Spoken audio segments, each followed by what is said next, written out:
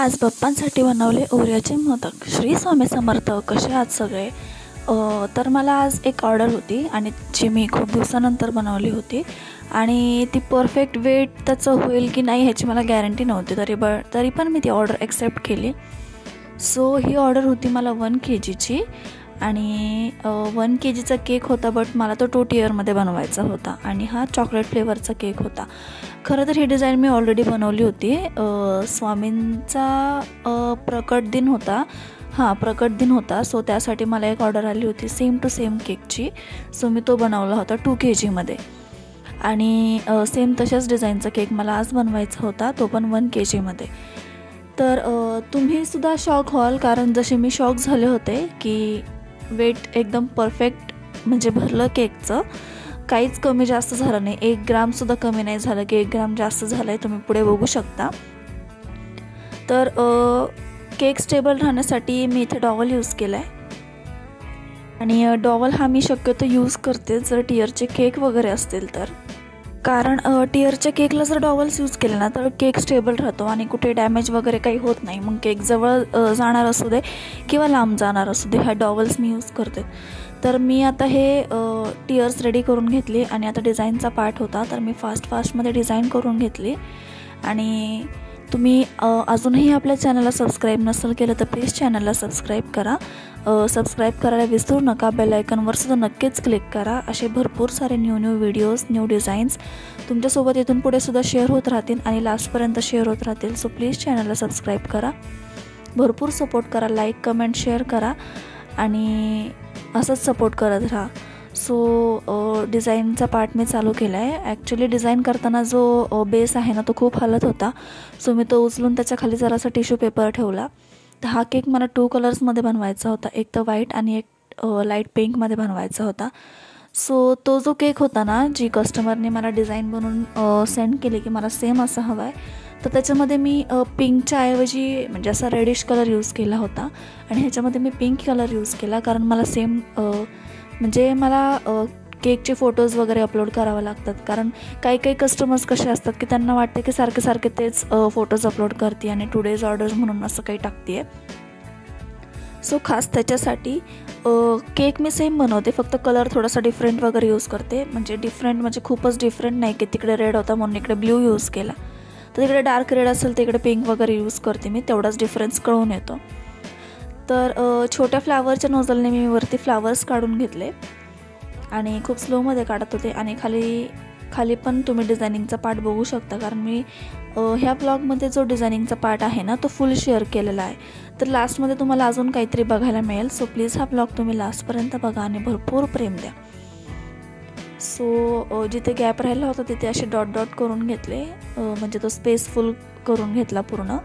जर रिकामा स्पेस राहिला ना तर मग केकला जो लुक असतो ना तो लुक पण येत नाही आणि केक छान दिसत नाही।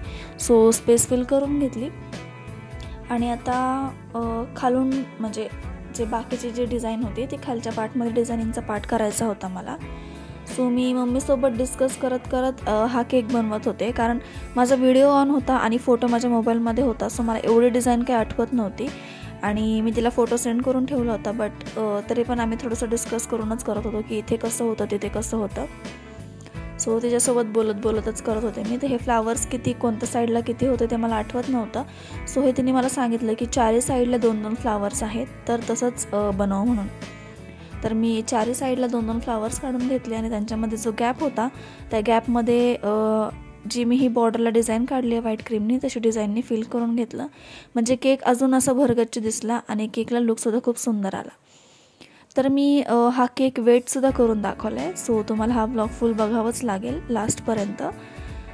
तर वेटसुद्धा करून दाखवलं आहे ह्या केकचं मी आणि फायनल लुकसुद्धा दाखवलं आहे। तर मम्मी सांगत होती की इथे असं बनव म्हणून आणि आठवत नव्हतं, सो हसायला पण येत होतं की नक्की कसं करायचं ते सुद्धा सुचत नव्हतं, बट तरी पण आम्ही हा केक केला आणि खरंच खूप सुंदर झाला।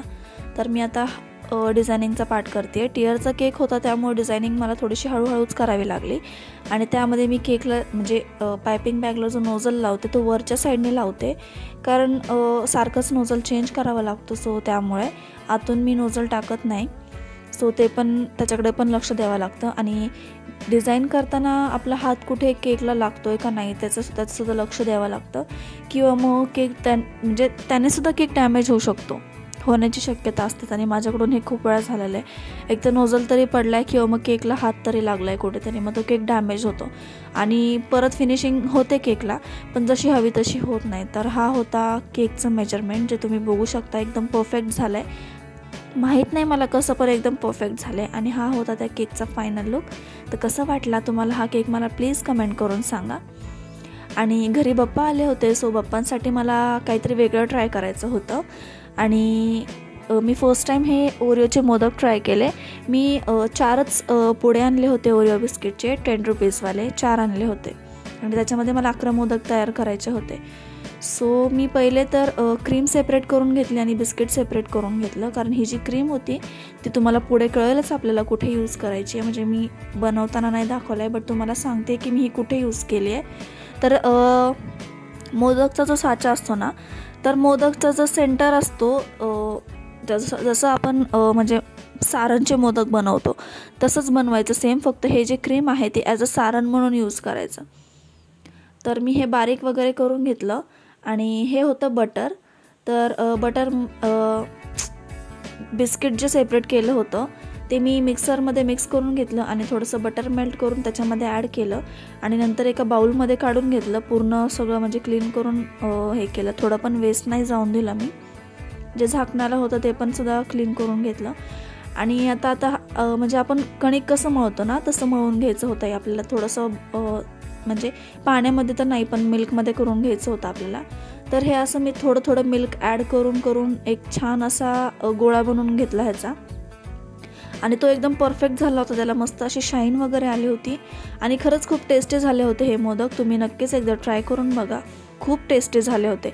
म्हणजे असं नाही की गणपती आले कीच तुम्ही बनवू शकता. जर तुम्हाला इतर वेळेससुद्धा खाऊ वाटले तर तुम्ही ते सुद्धा म्हणजे इतर वेळेस खायलासुद्धा बनवू शकता. एवढे सिम्पल आहेत हे आणि जास्त वेळही लागत नाही हे बनवायला. सो छान हे असं मिक्स करून घेतलं मी. नंतर मोदक बनवले, थोडे मोठे थोडे छोटे, असं मम्मीनी आणि मी बनवून मिळवले दोघींनी. जे छोटे होते ते मी चॉकलेट मोदकच्या मोल्डमध्ये बनवले होते, कारण मला बघायचं होतं परफेक्ट होतात की नाही. बट ते निघताना थोडंसं त्रास देत होते. सो नंतर जे मोठे आहेत ते आम्ही मोल्डमध्येच बनवले. मोल्डमध्ये म्हणजे जे साचा असतो ना मोदकचा त्याच्यामध्ये बनवले. तर आरतीची वेळ झाली होती आणि आरतीच्या वेळेच्या आधी मला हे मोदक तयार करायचे आणि एवढे सुंदर हे असे मोदक तयार झालेत. तुम्ही बघू शकता. ह्याला थोडंसं मी डेकोरेट केलं आहे गोल्डन पेपर लावून. तर कसे झालेत हे मोदक प्लीज मला कमेंट करून सांगा. आणि चॅनललासुद्धा नक्कीच सबस्क्राईब करा. सबस्क्राईब करायला विसरू नका. बेल आयकॉनवरसुद्धा नक्कीच क्लिक करा. So thank you. बाय.